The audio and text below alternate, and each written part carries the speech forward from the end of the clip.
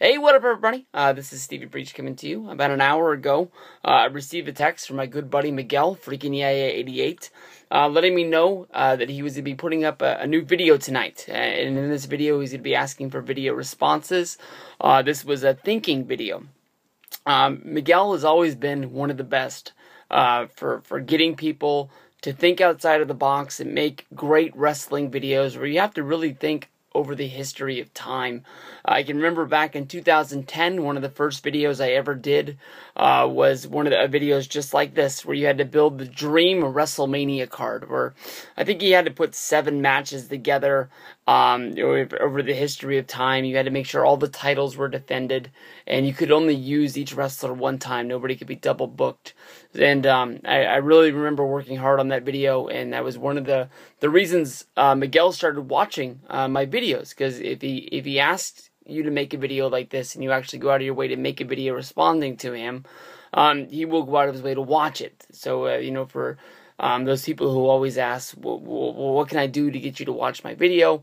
To me, Miguel is one of those people that if it wasn't for Miguel making videos, I would never have started making videos. So honestly, to a guy that has all of my respect, for making videos here on YouTube, he is one of the ultimate legends of the YWC to me. For him to watch my videos, still at this point, he's been my best friend since 2010. And when he'll text me and tell me something about my videos, I get all girlish and giddy. Like I can't believe that he watches my videos. I honestly can't believe that you guys watch my videos that much. But I'm urging you guys to click the link in the description box once this is done, to watch his video to get the rules, but some people might not. So the rules of this video basically is that this is to find your 5 favorite dream matches. In your little time machine, you can go back and you can watch live. You can get a ticket, go into the arena, and actually experience some of the matches that you might not have seen live in person. The one asterisk that goes on to this is he's going to make another video in a day or two, or it might be like the second part of the 2006 FreakinYaYa88 and Stevie Breach podcast. He might not ever do it, but he's going to be making a dream show time travel, so you can't use the show twice. So if you use it in your matches, you can't use it in your show. So you can't, like, if one of your dream matches is Stone Cold Steve Austin versus The Rock, that means you can't go back and experience WrestleMania 17 in your next video about being in your dream show. But I marked out for this. I really liked it. Like I told you, it's a lot of thinking. I was able to make my top 5, and we'll start from there. Basically, with my number 5, I picked the Rumble match from 1990. This is one of my favorite ones to go back and watch. I honestly watch this every January, pumping myself up to get to the Royal Rumble. This is one of the most fun ones.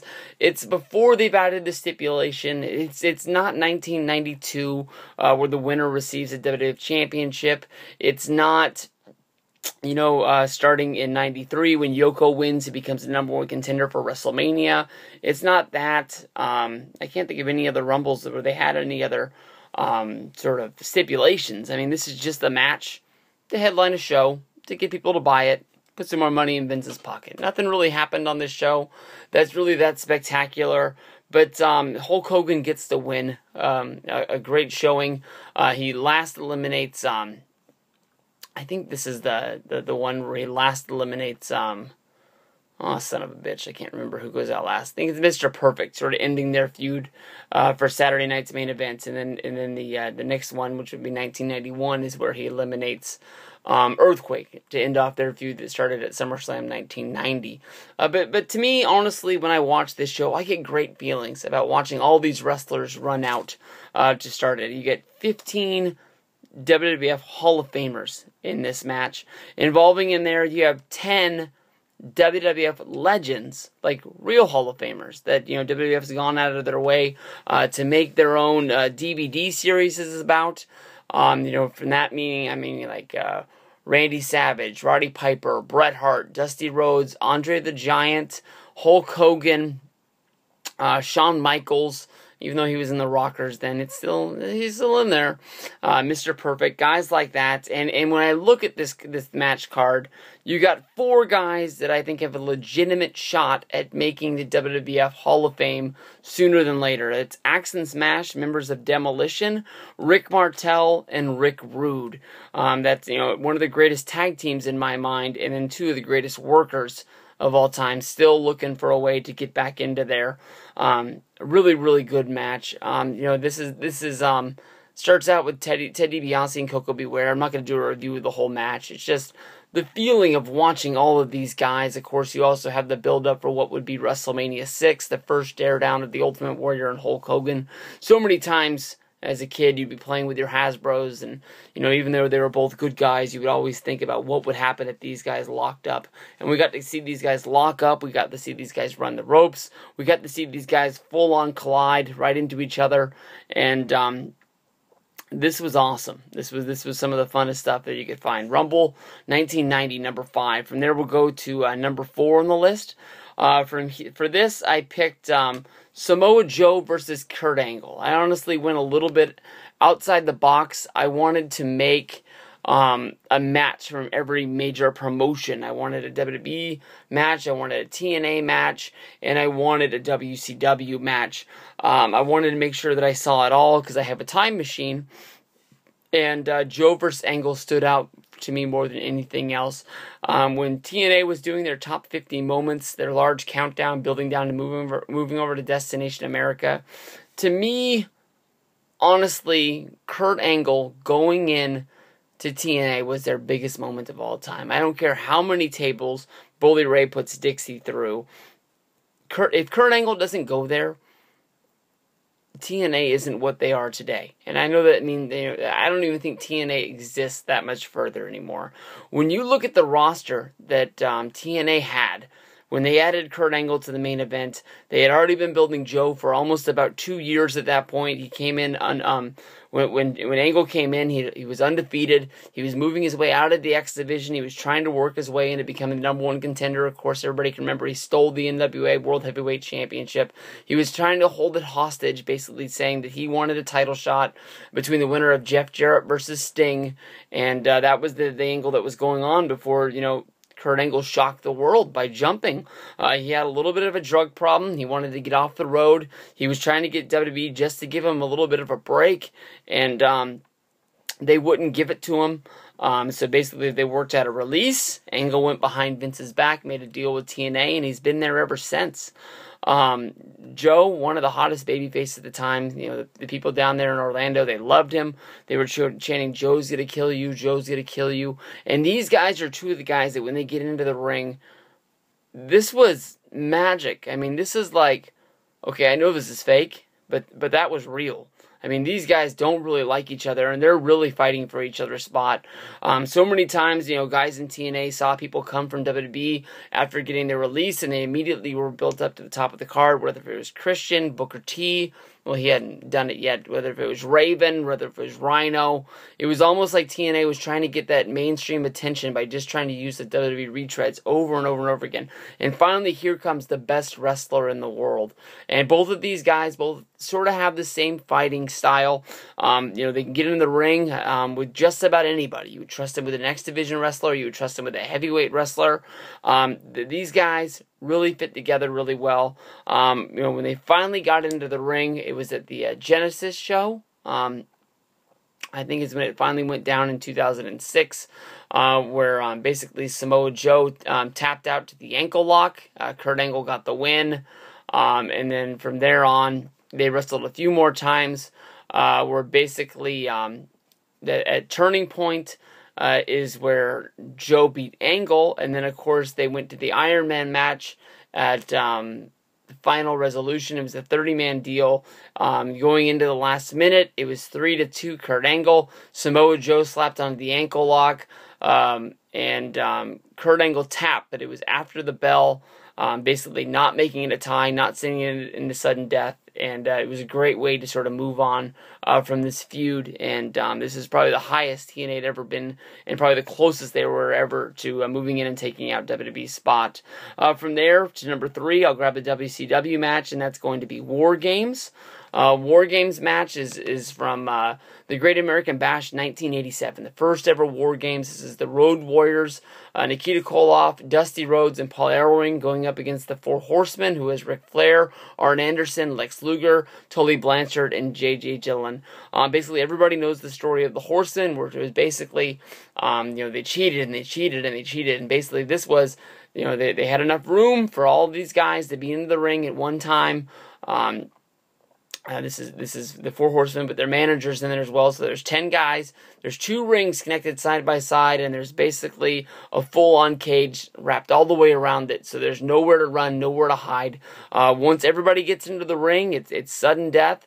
It's pinfall or submission. No War Games, no pinfalls, only submissions. You have to make the other team tap out, and this is gold. I mean, like, so many times, the people tried to get their hands on Ric Flair, whether if it was Arn Anderson, whether if it was Tully Blanchard. Somebody always came up from behind, and the odds were even. I mean, there's no way in the world you can cheat. Everybody, they always had the coin flip on the outside, seeing who was going to get the advantage in the match, and it was always the heels. Every match is booked the same. It wasn't until late into the 90s when a heel team finally won War Games. It was the easiest thing in the world to stack the deck against the babyface, and the babyface come behind and finally get the big win after months and months of being held down by him. Awesome stuff from War Games.